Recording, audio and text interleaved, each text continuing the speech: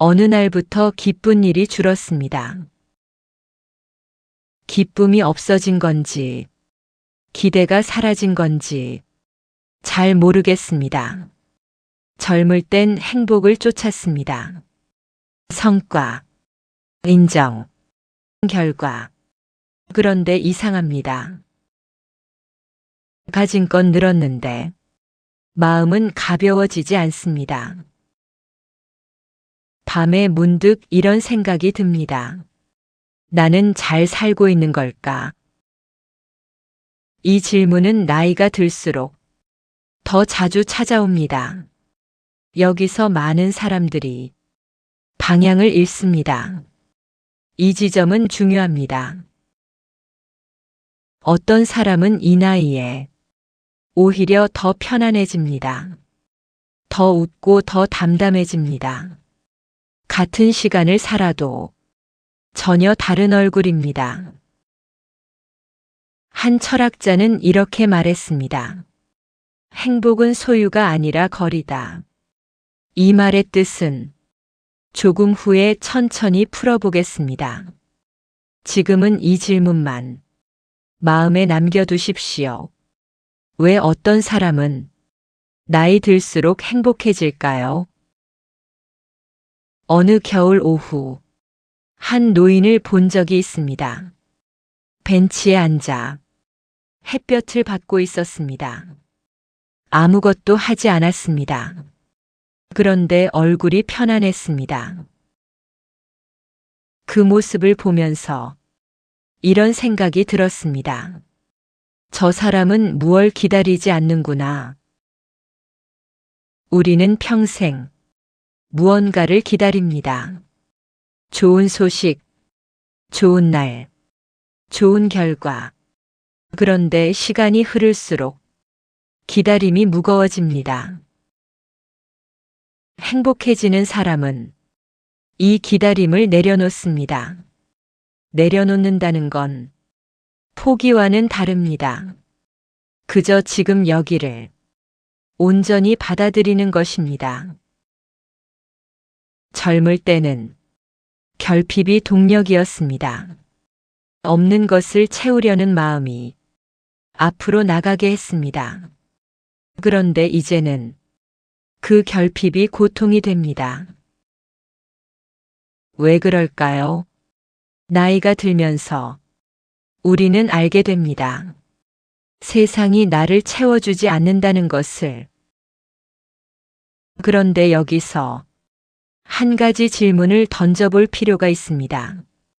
채워지지 않는 건 정말 문제일까요? 아니면 채우려 한 것 자체가 잘못된 방향이었을까요? 이 질문 앞에서 많은 사람이 멈춥니다. 어떤 사람은 여기서 허물을 느낍니다. 어떤 사람은 여기서 자유를 느낍니다. 차이는 아주 작습니다. 하지만 결과는 완전히 다릅니다. 소크라테스는 이런 고민을 했습니다. 나는 내가 모른다는 것을 안다. 이 말은 겸손이 아닙니다. 깨달음입니다. 우리는 모든 걸 알아야 안심이 된다고 생각합니다.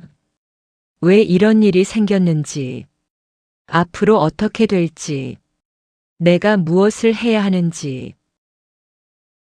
그런데 소크라테스는 반대로 말합니다. 모른다는 것을 받아들일 때 비로소 편안해진다고. 이건 체념이 아닙니다. 모른다는 것을 인정하면 통제하려는 마음이 줄어듭니다. 통제하려는 마음이 줄면 불안도 함께 줄어듭니다. 나이 들수록 행복한 사람들은 이 지점을 지나온 사람들입니다. 그들은 모든 걸 알려고 하지 않습니다. 모든 걸 해결하려 하지 않습니다. 그저 지금 이 순간을 있는 그대로 봅니다. 어느 날 한 분이 이런 말을 했습니다. 예전엔 내가 옳다는 걸 증명하고 싶었어요. 지금은 그냥 괜찮아요. 이 한마디 안에 많은 것이 들어 있었습니다. 우리는 살면서 많은 것을 증명하려 합니다. 내 선택이 옳았다는 것, 내 인생이 가치 있다는 것, 내가 쓸모 있는 사람이라는 것. 그런데 누구에게 증명하려는 걸까요? 대부분은 자기 자신입니다. 스스로를 안심시키려는 것입니다. 그런데 이상한 일이 있습니다. 증명하려 할수록 불안은 더 커집니다. 증명이 끝나지 않기 때문입니다. 행복해지는 사람들은 이 증명을 그만둡니다. 그만두는 순간 비로소 자유로워집니다. 이건 자포자기가 아닙니다. 자기 존재를 긍정하는 것입니다. 증명 없이도 나는 이미 괜찮다는 것을. 소크라테스의 말로 돌아가 보겠습니다. 나는 내가 모른다는 것을 안다. 이 문장은 단순해 보입니다. 하지만 이걸 받아들이기까지는 오랜 시간이 걸립니다. 우리는 평생 배웁니다. 지식을 쌓고 경험을 모읍니다. 그런데 어느 순간 이런 생각이 듭니다. 아는 것이 많아질수록 모르는 것도 많아진다고. 이건 후퇴가 아닙니다. 성장입니다. 젊을 땐 세상이 단순해 보입니다. 옳고 그름이 분명하고 해야 할 일이 명확합니다. 나이가 들면서 세상은 복잡해집니다. 옳고 그름의 경계가 흐려지고 해야 할 일도 불분명해집니다. 어떤 사람은 이 복잡함 앞에서 무너집니다. 어떤 사람은 이 복잡함을 받아들입니다. 받아들이는 사람은 더 이상 단순한 답을 찾지 않습니다. 복잡함 속에서도 살아갈 수 있다는 걸 압니다. 이게 바로 나이 들수록 행복해지는 사람들의 첫 번째 공통점입니다. 그들은 알려고 애쓰지 않습니다. 통제하려 하지 않습니다. 그저 흐름을 따라갑니다. 두 번째 공통점은 비교를 그만둔다는 것입니다. 젊을 때는 비교가 자연스럽습니다. 누구는 더 빨리 승진하고, 누구는 더 큰 집에 살고, 누구는 더 행복해 보입니다. 비교는 동력이 되기도 합니다. 더 노력하게 만들고, 더 나아가게 합니다. 그런데 시간이 흐르면서 비교는 고통이 됩니다. 비교할수록 내가 작아지기 때문입니다. 어느 순간 우리는 깨닫습니다. 비교는 끝이 없다는 것을. 이쯤에서 이런 생각도 해볼 수 있습니다. 비교를 멈추면 무엇이 남을까요? 처음엔 허전함이 남습니다. 비교가 사라지면 목표도 함께 사라진 것 같습니다. 그런데 조금 더 시간이 지나면 다른 것이 보입니다. 나 자신이 보입니다. 비교 없이 나를 보면 비로소 내가 원하는 것이 보입니다. 남들이 원하는 것이 아니라 진짜 내가 원하는 것. 행복해지는 사람들은 이 지점을 지나온 사람들입니다. 그들은 더 이상 남의 삶을 부러워하지 않습니다. 부러워할 이유가 없기 때문입니다. 각자의 삶은 각자의 것입니다. 비교할 수 없는 것입니다. 세 번째 공통점은 작은 것에 기뻐한다는 것입니다. 젊을 때는 큰 기쁨을 찾습니다. 승진, 성공, 인정. 그런데 큰 기쁨은 자주 오지 않습니다. 그 사이에서 우리는 기다립니다. 기다리는 동안 작은 기쁨은 지나갑니다. 보지 못한 채로 그냥 흘러갑니다. 나이가 들면서 어떤 사람은 이걸 알아챕니다. 기쁨은 큰 것에만 있지 않다는 것을. 아침 햇살, 따뜻한 차, 편안한 침묵. 이런 것들이 사실은 기쁨이었다는 것을. 행복해지는 사람들은 이 작은 것들을 놓치지 않습니다. 그들은 특별한 날을 기다리지 않습니다. 오늘이 이미 특별하다는 걸 알기 때문입니다. 소크라테스는 말했습니다. 너 자신을 알라. 이 말은 자기 분석을 하라는 게 아닙니다. 자기 내면을 들여다보라는 것입니다. 우리는 평생 밖을 봅니다. 세상이 나를 어떻게 보는지, 내가 무엇을 가졌는지, 어디에 도달했는지. 그런데 정작 내 안은 잘 모릅니다. 내가 진짜 원하는 게 무엇인지, 무엇이 나를 편안하게 하는지, 어떤 순간에 기쁜지. 행복해지는 사람들은 안을 봅니다. 밖의 평가보다 안의 목소리를 먼저 듣습니다. 이건 이기적인 게 아닙니다. 자기를 아는 것입니다. 자기를 알면 덜 흔들립니다. 남의 말에 덜 흔들리고 남의 시선에 덜 흔들립니다. 이게 네 번째 공통점입니다. 그들은 자기 중심이 있습니다. 흔들리지 않는 중심. 중심이 있으면 바람이 불어도 괜찮습니다. 잠시 기울어도 다시 돌아옵니다. 중심은 단단함이 아닙니다. 유연함입니다. 단단하면 부러집니다. 유연하면 휘어집니다.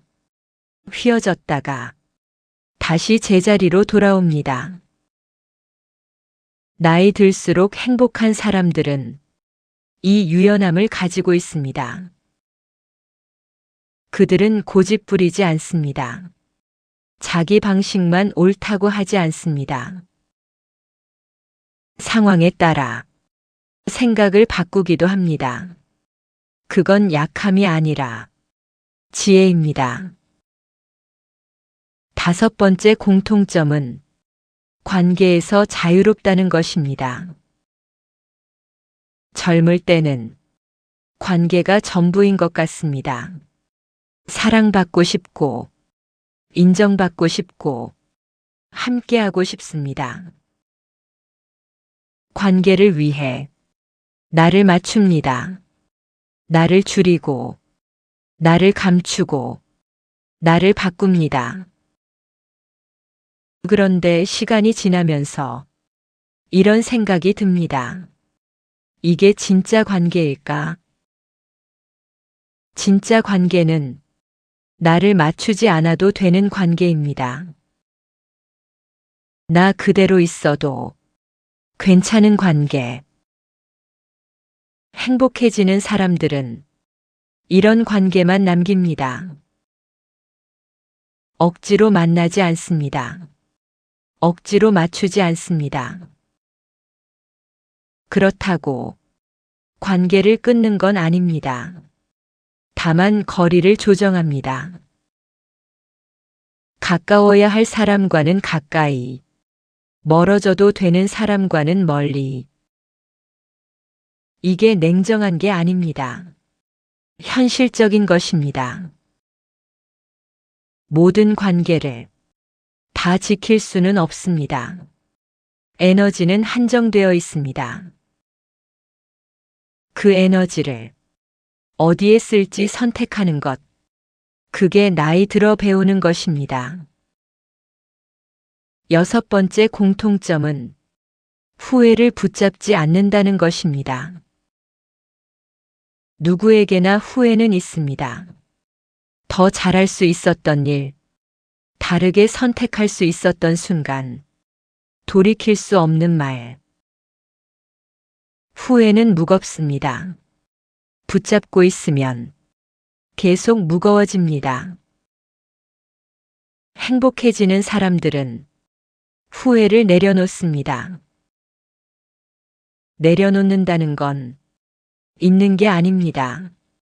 그냥 더 이상 붙잡지 않는 것입니다. 후회는 과거입니다.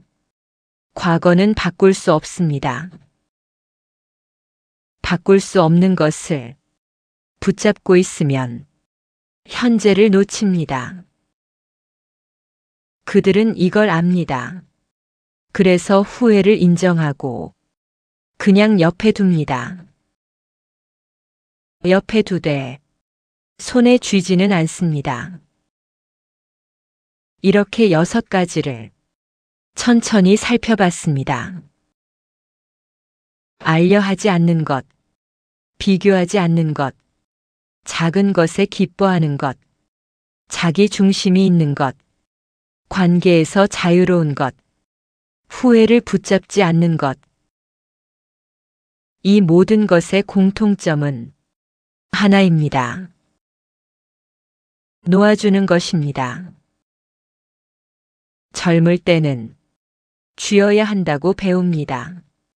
꽉 쥐고, 놓치지 말고, 지켜내야 한다고. 그런데 나이가 들면서 알게 됩니다.